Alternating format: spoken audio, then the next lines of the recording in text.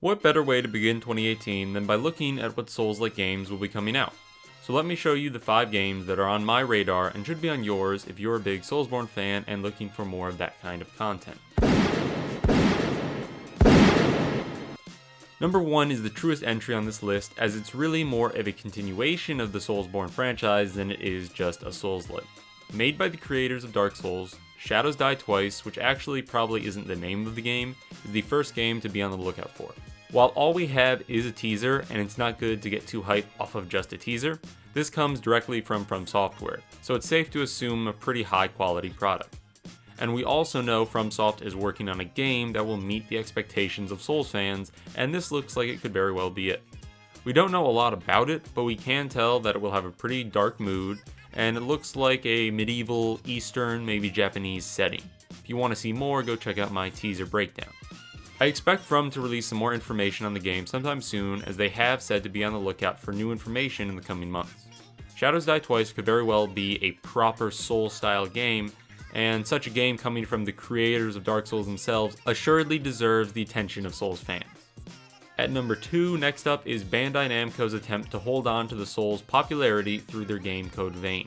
If you don't know, Bandai Namco is the company that published Dark Souls, but I do not believe they're publishing From Software's future games. An anime vampire Souls-like, Code Vein will probably have a decent AAA production, and do at least a decent job of capturing difficult gameplay in a Souls-like fashion. But we've yet to be given any reason to think that we can expect serious innovation or uniqueness in Code Vein. The companion system could be an avenue for Bandai Namco to pursue this kind of ingenuity, but we'll have to wait until we are given more information and or gameplay to really decide this. The companion system could be a really unique feature that lets this game shine and differentiate itself from Dark Souls, as Dark Souls very much did not have a core companion feature past co-op. So I'm not necessarily excited for this game, but it could develop into something worthwhile and stand alone, which warrants keeping an eye on it as the year progresses. At third, we have Ashen, which is probably the biggest departure from traditional Souls-like on this list so far. It has a dark but somewhat cartoony art style and purports to have a big focus on multiplayer co-op and NPC interaction. The game also seems to have more in the story development than Souls generally does, at least that's what I got from the trailer, which is a welcome difference. The game's website talks about choosing which NPC to trust and bringing back those that you do trust to your camp and trying to survive together. Mechanics like this being fully fleshed out would really give this game its own personality, and I hope to see a focus on these when the game comes out.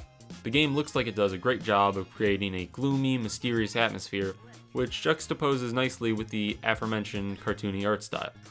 The game already looks pretty unique from its art design, so we can probably expect a continuation of this differentiation in the rest of the game.